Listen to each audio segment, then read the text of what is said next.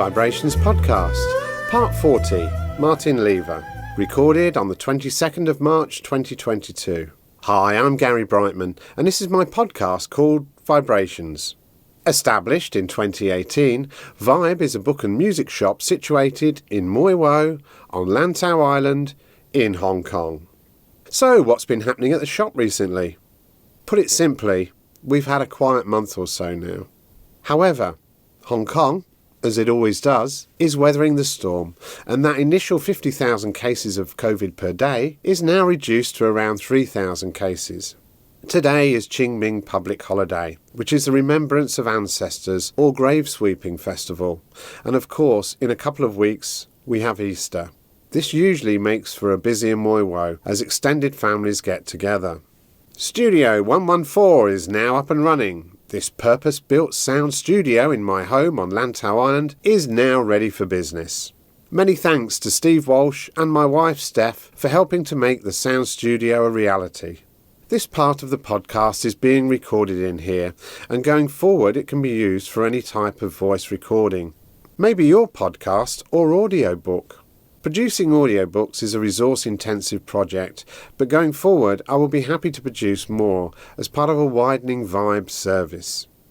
On Saturday, the 30th of April, we plan to have Steve Bernstein back at the shop for a gig. Steve plays mandolin and vocals in the cover band Stax. The music is a mix of Americana blues, folk and rock from the Grateful Dead, Fish, Bob Dylan, the band and others. On Saturday the 21st of May is our 4th anniversary, and we're currently lining up some great musical talent to celebrate either virtually or in real life at Vibe. Additionally, we plan to have a reorganised Vibe shop and DJ recording decks installed for the 4th anniversary weekend. So, fingers crossed. And so to this week's interview with Lantau-based artist Martin Lever. Award-winning Hong Kong artist Martin Lever, Chinese name Li Hua, has lived, studied and worked in Hong Kong on and off for nearly 40 years now. One of the biggest inspirations in his life is the unique city he calls home. His contemporary artwork has been exhibited in a number of solo shows in Hong Kong, the UK and the Middle East. His work adorns the walls of private collectors, and commissioned pieces hang in corporate lobbies from Wheelock Wharf to the McKinsey Corporation to Patton Boggs Law. His approach to painting is refreshingly simple. He closes his eyes, then paints what he sees. Using striking contrasts of colour and light-hearted observational touches, he creates powerful abstract and pop art impressionist images that celebrate the world around us through a new lens. Beyond art, his creative work has been recognised around the world with countless advertising industry awards. And his acclaimed series of children's books, The Bogey Bugs, is helping fuel young imaginations. His awards include Grand Prix golds, silvers and bronzes at a range of local, regional and international creativity festivals and shows, including Hong Kong Cannes Fan, Best in Show 2017, Cannes Festival of Creativity, New York Festivals, London International Awards, D&AD Awards. Welcome to Vibe, Martin. Thank you, Gary. Thanks for having me. As we do, we'll start off with the 10 questions. What's your favourite book or author? Favourite book? Yeah, I mean, sat here surrounded by books puts in context how difficult it is for me to actually name a favourite book or a favourite author. You know, I enjoy all sorts of types of books. I'm a big fan of history. I like reading historical books, historical novels, biographies, trashy airport novels sometimes. Well, I don't know if John Grisham falls into trashy airport novel, but I only ever seem to buy his books in an airport. Yeah. But I do enjoy his books. Yeah. It's funny, I normally have at least half a dozen books on the go at any one time. Okay, and I'll read in bed at night, and that can get very confusing sometimes because I kind of mix up the plots of my books and wonder where a character's gone. That's brilliant. So just to give you an insight, at the moment on my bedside table I've got a great biography of Churchill by Andrew Roberts, George Orwell's 1984, which I've not read since 1984, I don't think. I haven't either. Which I plucked out recently. Great story about the Jam, written by Bruce Foxton and Rick Buckler. because Paul Weller's a big sort of hero of mine, I guess. And mine, But not so much Buckler and Foxton, but Yeah. the Jam were great. Yeah, But absolutely. the story of the Jam through their eyes is very one-sided. Is it? Not very complimentary to Paul Weller. Yeah. So that's quite interesting. It was his way or the highway, It was wasn't it? his way or the highway, absolutely. Yeah. A really interesting sort of historical, anecdotal book called Destination Shanghai that I think Paul French? bought in this shop. Yes, you did. And that's just a wonderful collection of odd madcap stories from Shanghai between the wars, I think, It or even is. pre-war, Yeah, absolutely. wars. There's a writer called Carl Hyacin. I don't know if you've heard of him.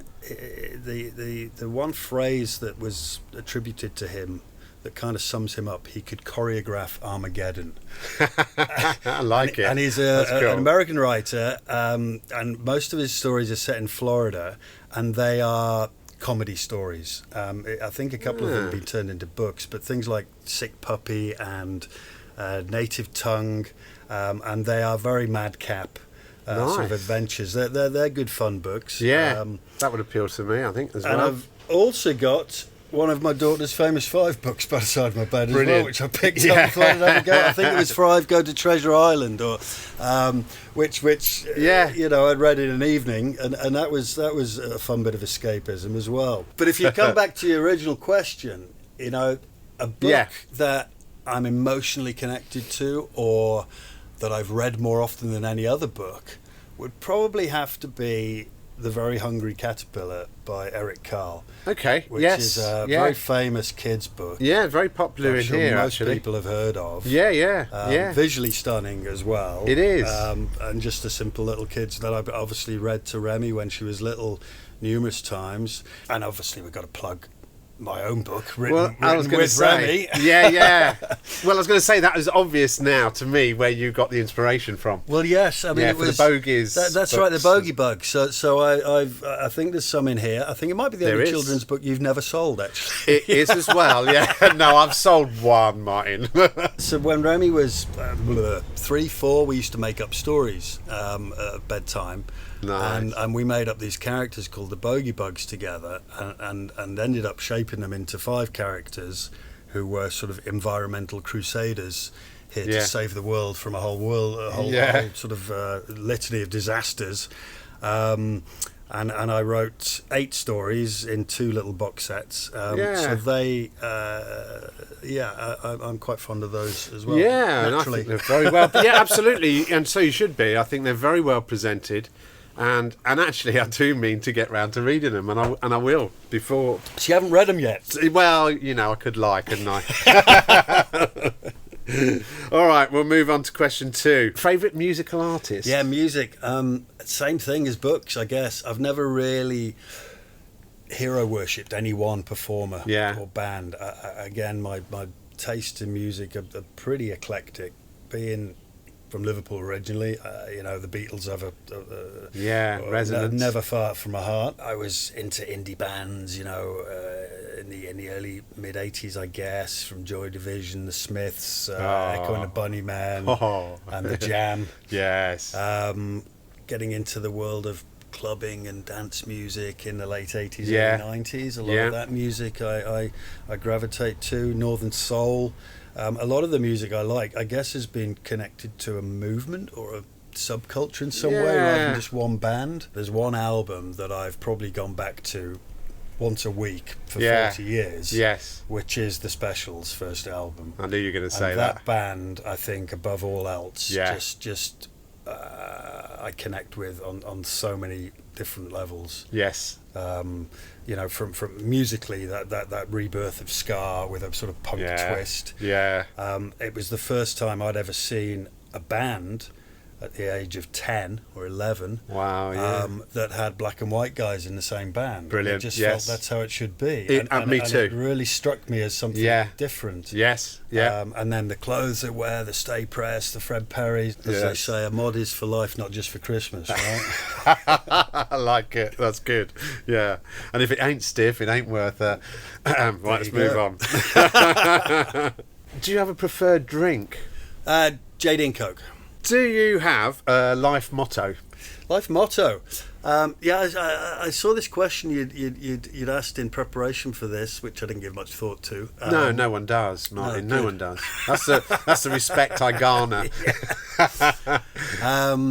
But there's a phrase that I came across, a Che Guevara phrase, Spanish, understandably, which is "La fiesta no es para los feos," and it means the party is not for the ugly ones. And it just struck a chord with me. And it was obviously a political statement. You know, the Communist Party is not for the ugly capitalists. Right. But I kind of found, particularly when I was working in advertising or socialising, that you could apply that statement to almost anything. I like that. And the ugly ones being the greedy, the arrogant, the ignorant, the egotistical, you know, the party being whatever you want to do in life, you know? So there it is, tattooed on my arm. Oh wow. So I guess that is my life motto, if you like. Okay, I like that. Yeah, I like that. Right, I'm going to steal that as soon as you leave Hong Kong. You'll have to learn it. Do you have a favourite Hong Kong walk?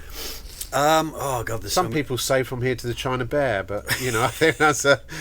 But I know you live in Poyo. That wouldn't be one of them. Favourite Hong Kong walk? I mean, obviously, there's hiking's so popular here, isn't it? People, so many great trails, and we're so lucky here to be, living in an urban jungle. This is an incredible city. Look, if you don't walk, Martin, just say 10 minutes. Well, I tend to ride my bike more than walk. Walking for me, I think I probably enjoy urban walking. More than country walking, although I like walking in the countryside too. But if I had a favourite walk, and I did it, time has become such a bit of a warp, hasn't it, in the last couple of years? It really has. It must be over a year ago. I dropped my motorbike off in Prince Edward in Mongkok. Okay. And then I'd gone down to the gym in Chimpsey in Canton Road. Right. And then walked from Canton Road back to Prince Edward. Yes. All the way up Nathan Road, Jordan, Austin, and then onto Boundary Temple Street. Road, All Shanghai Street, Temple Street. Yeah. All the way along Temple Street and Fa Yuen Street. And it was quite early in the morning, so it was relatively quiet. And just the diversity of urban stuff, for want of a better word. I just find fascinating every single time. Hong Kong back streets for me are unparalleled.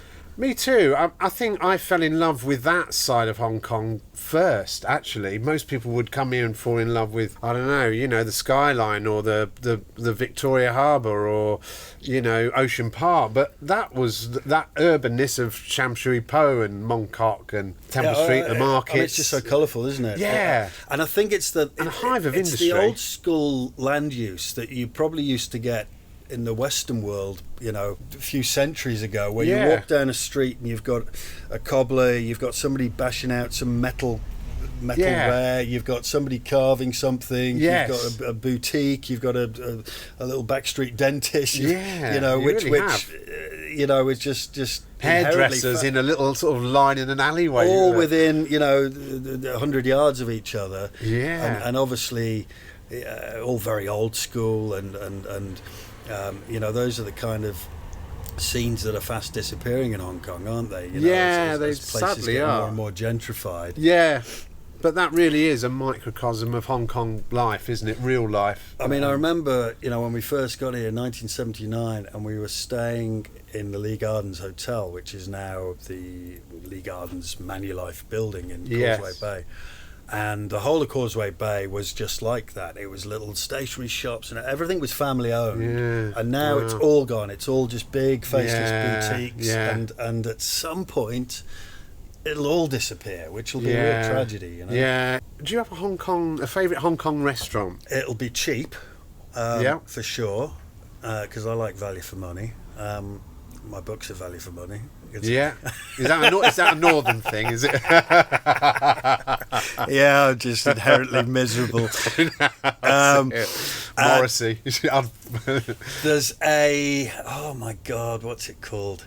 An old school Shanghainese family-run restaurant, but the cuisine is not Shanghainese, and it is off Hai San Avenue in Causeway Bay. Okay. And it's been in Hong Kong since the 40s.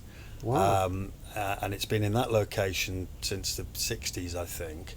Right. And it's just it's the old school booths. Yeah. And the menu is some Chinese flavoured Western lamb chops and things like that, snails, but also loads of like ho fun noodles with beef and black pepper and lots of old school stuff. Yeah. And it's cheap as chips, and I love it. I love the atmosphere. It's got loads of old photographs in there. Yeah. And I must come back to you with a little what do they call it? A post dated comment of what the actual restaurant is called. Yeah, well, we can find it out. Yeah, but also outdoor dining, the sort of cha tangs.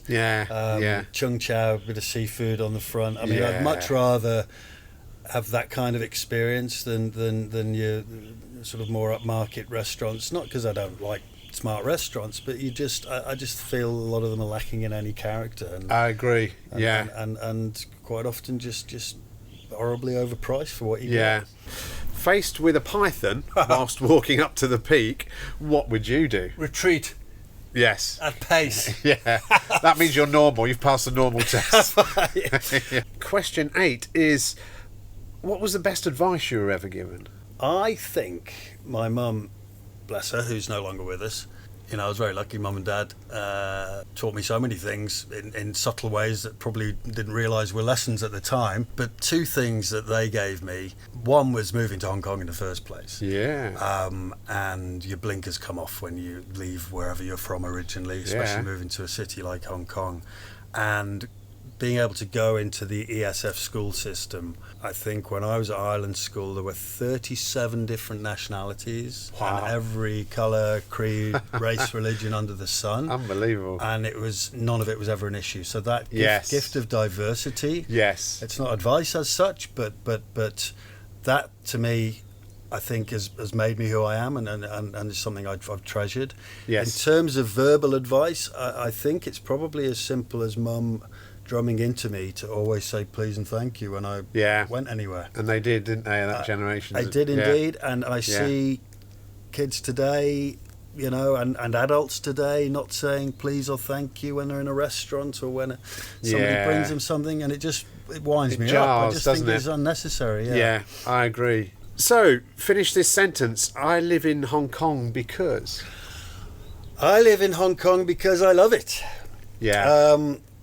I first came to Hong Kong, it was nothing to do with me. Mum and Dad moved here in January 79. So Dad was a surveyor, he got a job, he was working in Ellesmere Port on the Wirral in Liverpool, and I think they were itching for an adventure of some kind. Yeah. And came across an advert to work for the Hong Kong government I think he was in the building housing department, not originally, but ended up in the housing authority.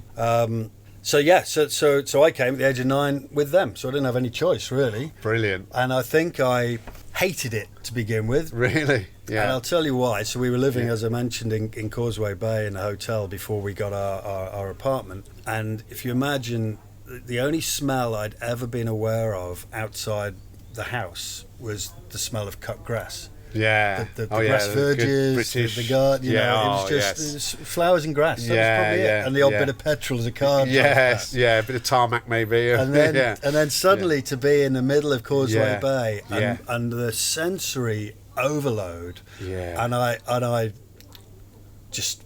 think was just blown away. And was like, it was so alien.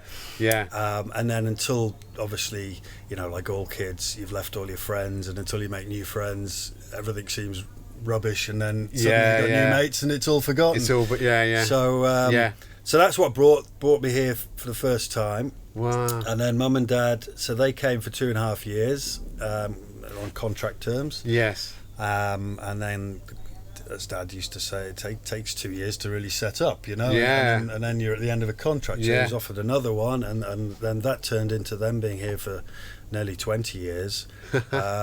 Brilliant. And then, so I've been here now on and off. I did live away, university and whatnot. Yeah. But on and off, I've been here for 43 years now. Yeah. Brilliant. So it's very much home. Fantastic. Yeah, So yeah. I'm kind of Chinese on the inside, Guilo on the outside. Like. Yeah, yeah. That's not a banana then, is it? No, that's the what opposite is to that? banana. That's what's that? That's a white-skinned banana. White skin banana, yeah. Is that right? Yeah, probably, something like that. But I think how brilliant, how fantastic. Great to live your life here, I think. But it's funny, isn't it? You know, we obviously, yourself and we both know lots of people who've been here for all sorts of different lengths of time. But Hong Kong seems to grab people instantly. Oh, yeah. Or they just don't like it at all. Yeah. Right? It's Yeah, very it ain't going to work. Marmite, Yeah, it is Marmite, yeah. So you went through the system. Did you learn Cantonese or...? Yeah, we did do... so Sik Gong Siu Siu Guangdonghua. Right. Talking about Yingman. Yeah, I don't mind if you do. Yeah, which means I speak a little bit Chinese and English. Nice. Yeah. I understand more than I can actually speak. I found it. I studied it for a year at school. That was compulsory. Yeah. Which didn't go very deep. But then I did later when I was working. I did take some Cantonese lessons. But the English are very lazy. We are at learning languages because everywhere you go, people speak English. So it's not 100% our fault. No, exactly. It's genetic. I think. Genetic. Yeah. And B, I just didn't have a particular penchant for learning languages, and I found it very difficult to differentiate all the different tones. Yes. So I gave up. But I understand a conversation or get the gist of it. That's good. But can't actually join in more than in a pigeon kind of way. Yeah. And so then you sort of got to the age of 16, 18... Then you went to university in the UK, 18, went to university back in UK. Didn't have... my daughter's at uni now, and you look at some of the sort of careers advice and guidance they get when they're doing their O-levels and IB. I wasn't aware of any of that. Maybe I spent too much time playing football and cricket and messing around. Good lad. I never went in the careers office. I didn't even know there was one. It wasn't a thing when I was growing up. So I went to study history at university because I liked history. Didn't think about the vocational or what comes after university, and it didn't qualify me to do anything other than teach history, and I didn't want to be a teacher. Yeah. And then fell into advertising and as a junior writer in UK. So I went to university in UK, back to Liverpool, worked in for a company that owned a whole load of nightclubs, and actually first started working in the clubs, became licensee of a venue called Nation in Liverpool, which is where a big dance night called Cream started. Okay, yeah. So that was a great 3 or 4 years in clubland. Yeah, I bet. Bit dangerous. Yes, very dangerous. In many respects. Probably in all respects, actually, And then in doing that, I'd done a lot of sort of promotional work and marketing for the clubs. Yeah. So then I decided to come back to Hong Kong in '94, I think. Right. And got a job in a real advertising agency. So I used, I guess, a bit of that experience. So I kind of fell into advertising. Okay. Yeah, so it just shows you, doesn't it, the pull of Hong Kong. Then you were educated here, you then flipped back into the UK, and you could have quite easily stayed in the UK then after that and lived your life. Could have stayed. Yeah, but you were I'm getting back there at some point. It's funny, when you mention that, I look at a lot of my contemporaries at Ireland School here, and a huge percentage of them. Yeah. Ended up back here as well, and I think when it's in your blood, you don't get rid of it. Yeah, right? And they'd all taken different paths. Not all of them came back, but quite a dramatic percentage came back to Hong Kong either for a short period of time or still here. Yeah. So I guess it's a tough town to get out of your system. Yeah. And why would you want to? So that brings us to the last question, I think. On this section, which is, what's your favourite area of Hong Kong? Favourite area? I think you'd have to go back to my answer about favourite book and favourite artist, really. It's very difficult to pinpoint because there are so many different experiences to be had You've within, had a within lot, 20 you? square miles. Yes, you yeah, know? there is, isn't there? We were talking about the back streets and be that, you know, the steep streets around Saing Poon, First Street, Second Street, and, Yes. all the interest that Oh, comes yeah. with that. Some of the countryside walks. I tell you, one place we used to go a lot of a weekend was the drive out to Sheko. Oh, yeah, We had an old Peugeot 306, I think, where the top came down. Nice. And my daughter was young. We'd have one of a number of tracks on the stereo and drive out to Sheko on a Saturday morning. Yeah. You know, early, and it was just one of the most spectacular drives you can imagine. And then have some seafood in one of the little restaurants on the roundabout there. Yeah. Lantau, I would say, because we're sadly going to be leaving Hong Kong soon, and we've been saying in some ways, of course, we'll miss Hong Kong, but we might even miss Lantau more than we miss Hong Kong. Yeah. So moving out to Lantau 7 years ago, I think it's been one of the best moves we've ever made. It's a gift that keeps on giving. Yeah. You know. Yeah. It's funny, isn't it? So close to town. That's no hardship. A lovely community. First time we've ever really had neighbours in all my years of Hong Kong. Yeah. And visually, you know, it's paradise. You think of the beaches and the hills, and it's a fantastic place, Lantau. So I don't know if I've got a favourite area of Hong Kong. It's always changing so much as well. I mean, Andy Tate, you know, Yes. good mate of mine, we went out for a bike ride a couple of weeks ago and went through the Chun Mun Tunnel, a new tunnel, and out to Sekong, the old army base in Sekong, the Kam Tin walled village, and then over the top to the old Shingmun redoubt, by the reservoir where some of the old military fortifications were, Been there and then over the back to Sai Kung. And in doing that, you know, it takes me back to the early 80s when there was nothing there. It was all market gardens. Yeah. Hong Kong is constantly changing. So my favourite place might not even exist anymore. It's not just a favourite geography. It might be a favourite point in time. Yeah, exactly. It could well be a block of flats now. Exactly. Yeah. Like you said earlier, you know, 20 square miles, you know, but in fact, you can still find places that will surprise you. Even, I bet you can, after 40 years in Hong Kong. Always. Yeah. Always. Some things are gone, some things are new that come. You know, it's. I think that's one of the only constants in Hong Kong, isn't it? How dramatically it constantly changes. There was a place. So when Dad was involved in cricket here, as I was as well, and he used to play for a team called Little Saiwan, who were set up by the. There used to be a China listening station, part of GCHQ, that was out in Saiwan Ho, beyond Chai Wan, and they had aerial house there, so it was semi-military, and they had playing fields.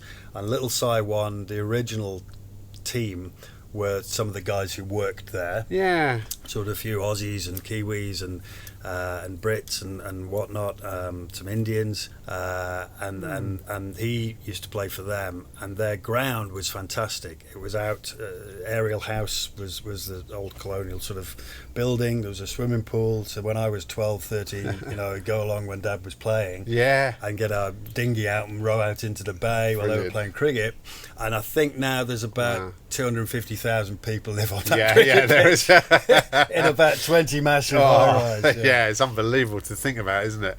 You find yourself back in Hong Kong. It's around, 1998? You've sort of graduated, you've done some bit of clubbing stuff, you've done your marketing career, and you're now doing an advertising job in... Yeah, so 94 came back after 7 years away, uni and whatnot, and I guess started working in earnest in advertising then, and worked for companies like McCann and TBWA. Yeah, I enjoyed that, and I did that for over 20 years, and that took us to the Middle East for 6.5 years to set up an agency in Abu Dhabi, which I'd heard of but couldn't have told you where it was at the time, which is the capital of the UAE. And that was an interesting experience, which put Hong Kong into context for us, and it was good to just spend a bit of time away again, and then we came back after that. So I moved to Hong Kong 3 times, for a third time. For a third time. You got it bad, haven't you? I have, yes. But so during the advertising, obviously a creative industry, creative career, pretty stressful, pretty cutthroat, variety of different clients, so you never really own an idea. It's always got the arms and legs pulled off it, etc. And I guess as a way of therapy, I had been threatening to do some painting, and it was actually when my mum passed away. My wife had bought me an easel for my birthday in '99, and my mum had passed away a week earlier, and the two things sort of coincided, and I ended up just throwing throwing paint on canvas. Nice. And I guess it was in some way a bit of therapy at the time.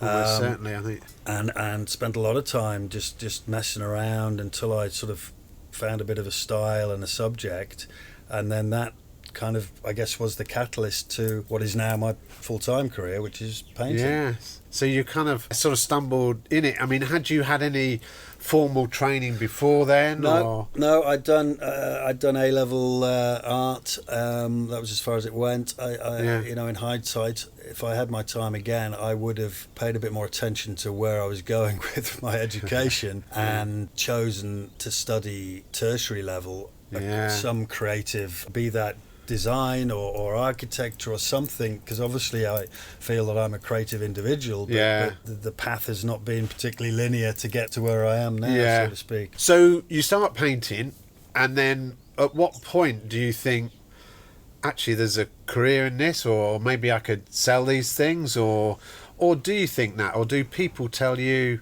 actually that's not bad, Martin, you know, why don't you try and sell it? I don't think I ever undertook to start painting to make money, and I think that's the same with most creative pursuits. You do it because it's what you are. You do it because you have a passion for it. Yes. If you're fortunate enough to the money is turn that into money at some point, then you're in a very, very, very small and very fortunate percentage.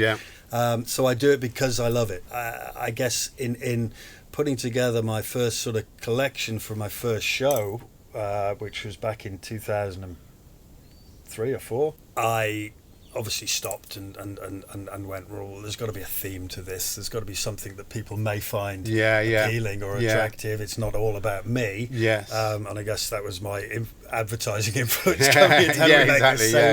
There's a point to this. So that was a collection called Street, and it was all sorts of working class heroes. It was the tram driver, the trolley man, the the dim sum trolley lady. So all these sounds appealing. The bamboo scaffolder. All very sort of abstract, sort of two-dimensional portraits. And that was very popular. And obviously those characters resonated with people. It was all very bright and colourful in a pop-up kind of style. It would resonate with me. And I guess that was my starting point, where I went, well, you know, Hong Kong is my muse. You know, how can I start to celebrate Hong Kong in a way that people haven't seen before? So that's all I've been trying to do for the last 20 odd years. Your medium, it's wholly oils, is it? Or no, acrylics? It's mainly painting. I'd love to get into sculpture and all sorts of different mediums perhaps one day, but I paint, and I tend to use a variety of different mediums, but mainly acrylic paints. I do use oil. Oil is tricky in Hong Kong because it takes a lot longer to dry. Humidity and all that. Particularly for 8 months of the year, humidity. So I don't do thick oil paintings that would take months and months to dry, but I use a bit of oil in my work, and a lot of different sort of mediums as well, like you can get different gels, different textured mediums that you basically apply to the canvas with a knife, and I guess in playing around I developed a style that I guess has become a bit of a signature, which is apply a pumice gel medium, and then I will etch in my sort of illustration, if you like, with a chopstick. So it's just the right thickness. And then those lines it then dries like concrete. So you've kind of got your base layer, and then I'll build up layers of paint on top of that. Which I don't use that technique for all of my work, but that's kind of become a signature sort of technique through a lot of what I've done, which just felt different, looked different, and people seem to have resonated with it. So and I've sort of reading your bio, you've done quite a few exhibitions over the last 10, 15 years, I suppose, dotted around Hong Kong. Yes, I think there's been and the Middle East as well. There's probably been about 4 or 5, 6 solo shows, which obviously take a lot of work in terms of the collection itself, and then the organising, the marketing, etc. And in between those, I've exhibited quite a few times at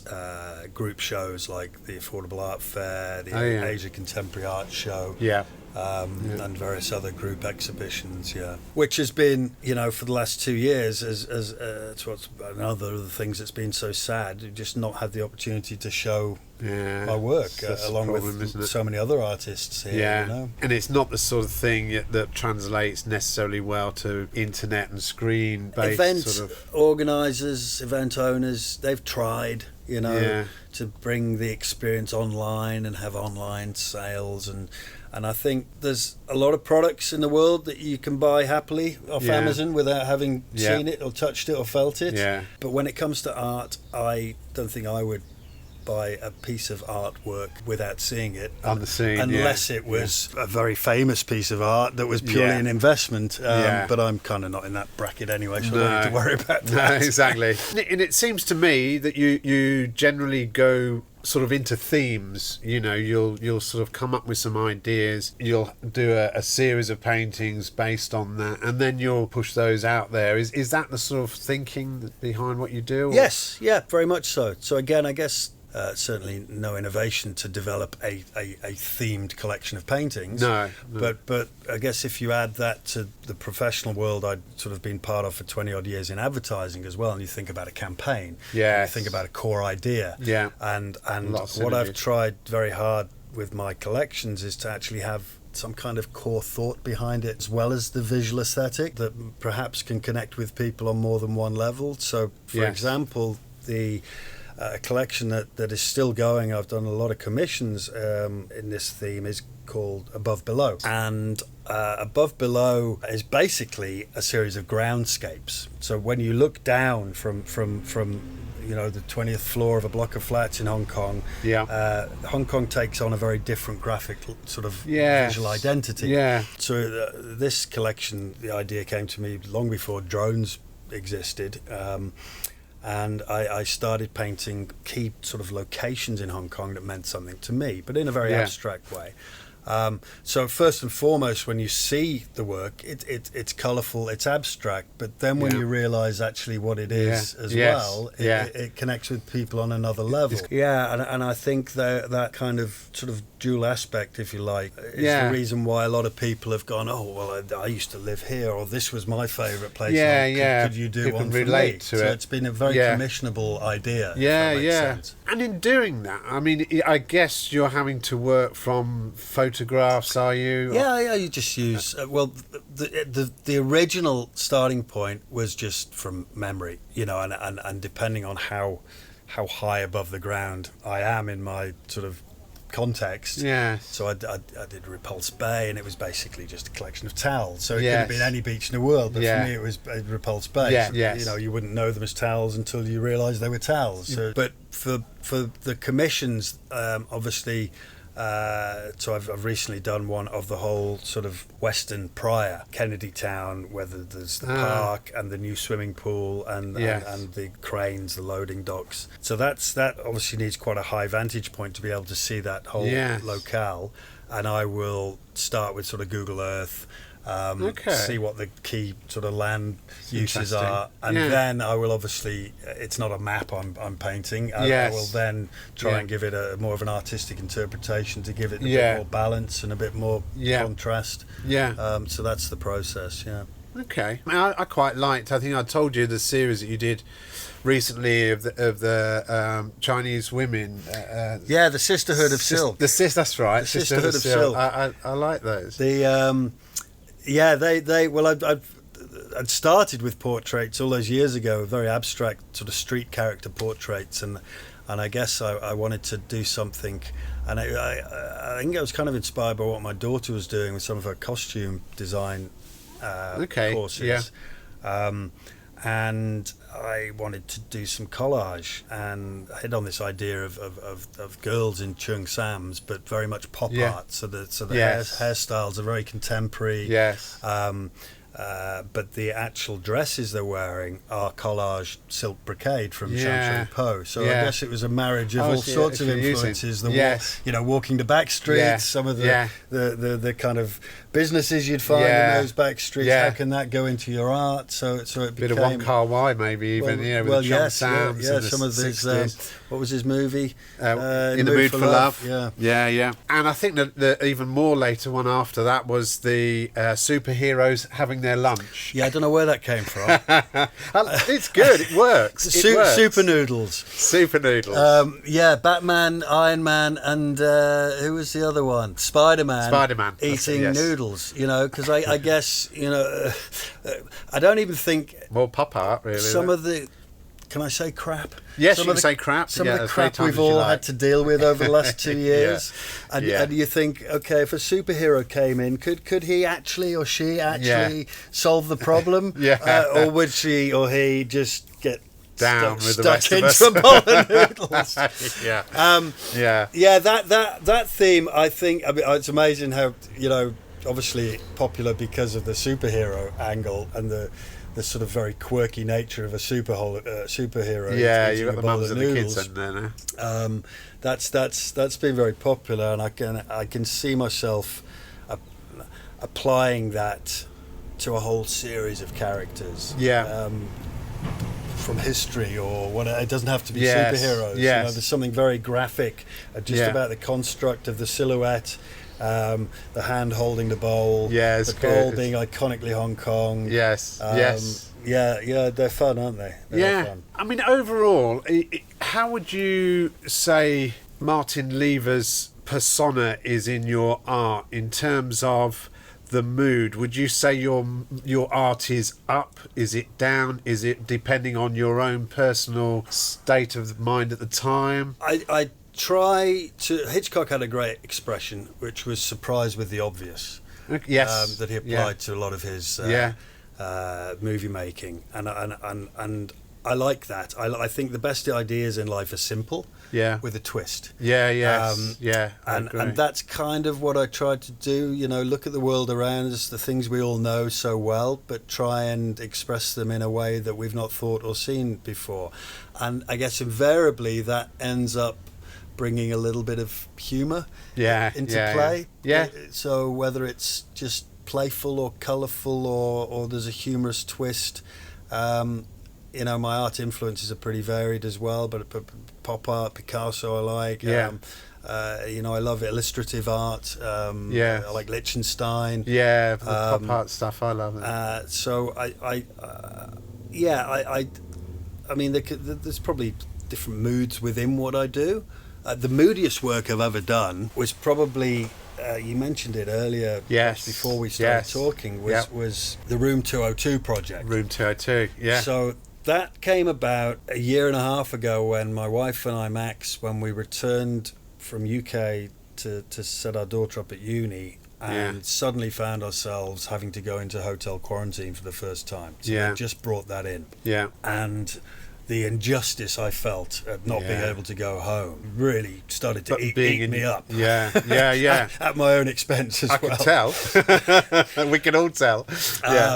And fortunately, I hit on a thought, and I guess, okay, can I kind of channel my frustration into something positive? And the fact that I couldn't go home kind of put into context, well, it could be worse. At least I've got a home to go to. And I thought, hang on, there could be a bit of a charity project here.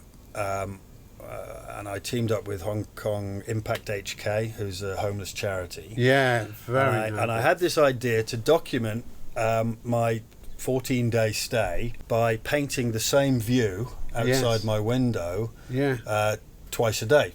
28 times, and used a variety of different styles, but tending to use the materials of chalk, ink, paint, small tubes of acrylic, whatever I had with me. Yeah. And if you look at that collection, and then we sold prints, and the funds went to the charity. So that kind of kept me. That project kept me sane and kept me out of my wife's hair. And kept her sane. But if you look at that work, you can almost see the good days and the bad days in the art itself. Yeah, you really can. Yeah, and I think that in itself is attractive to certain people. I would be drawn to the good days. Perhaps I'm a positive person. The greens and the blues and stuff. The other thing that struck me while you were doing it, I was thinking, thank God he was, because you had that great view, that vista out of your window, which was just effectively greenery, Hong it was a Kong Hong Kong hillside. Yeah, it was very therapeutic. Whereas if you were overlooking a Kazi block, would have been some different art coming out of you, perhaps. It would have been very different. It would have been very different. I think, very fortunate. Well, Max, my wife had really fought hard for us to get a green view, and I think it was very important to just have nature and movement, wind blowing and everything else. I'd rather be staring at that than the other side of the hotel, which, as you say, we unless we were on the top floor, I think all we would have looked at is a block of windows. Another block, which would have been A, less inspiring from an art perspective, and B, pretty depressing. Exactly. For all of us. Yeah. All right, so we're coming up to your final show. Well, let's not say it's your final show in Hong Kong. It won't be my Let's hope final it's not. show. It won't be. I really hope it won't be, but it will be my farewell show. Yeah. So to qualify that, we have decided to pull up stumps after 43 years on and off. I think we were probably always going to leave at some point in the future, but what has happened over the last 2 years with COVID has messed a lot of people's lives up, and particularly in Hong Kong with what we've all had to deal with. And I'm sure Hong Kong will bounce back in many ways, but for us, just having not seen my daughter for 16, 17 months now. Our life's just become unworkable. So it's kind of accelerated a decision to leave. But the plan is to come back and exhibit in the future at various group shows, etc. But yes, I'm planning to have a farewell retrospective, really. So it's all of my work, all the collections we've touched on, and that you'd see on my website. Good. It's work from a lot of those collections all in one place. And that will be, well, it was going to be March, but I postponed it because our fearless leader said we'd all have universal testing in March. So I thought, well, that's not a good idea. So I put it back to April. Who knows what will happen in April? What nice surprises we've got left for us then. But the dates are, if I can give it a plug, it's going to be in a retail space, ground floor, a space called Home Kong, which I think is a nice little touch. It's a shop space called Home Kong, and that is 90 to 92 Hollywood Road. Okay. And the dates are from the 8th to the 14th of April. So it'll be open as a retail space. There won't be a launch event because we can't because of social distancing, etc. So it'll just be come along any one of those 7 days, hopefully, and you'll see a good collection of Hong Kong inspired work from the last 20 plus years. Wow. Have you got a decent enough space there to do that, do you think? It's what they call a pop-up space, but it's a nice little box with very high ceilings, so I will curate it as best I can to get as much stuff in there as possible without it feeling too overwhelming. That's the plan anyway. And people can go there during that week. They can buy the paintings. All the work will be for sale. All the work will be for sale. Yeah.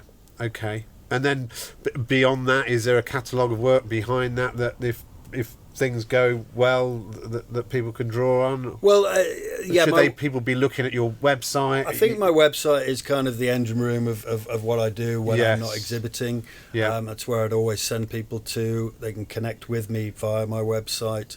They can see all the different collections I created over the years, a lot of which lot of the work on there has been sold and doesn't exist, or I don't own anymore. Yeah. A lot of it is still available. So the website is fairly simple, artbymartinlever.com. Yeah. And I will probably next week start promoting the details of the upcoming show in April. Yeah. Excellent. All right, and after this podcast, we'll put your website on the YouTube links and everything. That's very kind. I for one will definitely be down there, looking for anything under 2,000. I'll come back with a little postage stamp. Well, there's going to be a blanket discount for anyone from Lantau that comes along. You can guarantee that. I'm looking forward to seeing it. Actually, I think. To be able to see an artist's body of work, as you say, a cross-section of your work from the last, 20 years? Well, yeah, I think that the earliest pieces would have been done over 20 years ago, one or two of them. So it's quite a retrospective. I'm calling the show 22 million minutes, because that's how long I've been in Hong Kong. So right, okay. Unless I've done my sums horribly wrong, and I'm not great at maths. Just lie about it. It doesn't matter, does it? 22 million minutes. So it sounds brilliant. I love that. 79 to 2022. Is that where we are? 22. Yeah. So that's roughly 22 million excellent. minutes. Okay. What a great idea. Brilliant. All right. So all that remains for me to say is Martin Lever, thanks very much for coming today. Gary, it's been my honour and my privilege. Thank you, sir. You can listen to all our Vibrations podcasts published on Spotify, Google Podcasts, Apple Podcasts, Podbean, Amazon Music, TuneIn and Alexa, Stitcher, Listen Notes, Player FM, SoundCloud, and I don't think there's any others. Or you can watch on our YouTube channel under Live at VibeHK, or follow the links from my website at vibehk.com. The opening and closing music from Celestial is called Green Island Dub and is on the Retrospect vinyl album On Sale at Vibe. And finally, a reminder that Vibe is open 7 days a week every day of the year from 12 noon until 6:30 p.m. Well, that's it for another week. Thanks for listening to the 40th Vibe Book and Music Shop podcast called VIBErations. I'm Gary Brightman. You get my vibe? Can you imagine what this old island must have looked like to those Dutch sailors when they first saw it? Fresh green. Like a dream of a new world. They must have held their breath. Afraid it would disappear before they could touch it.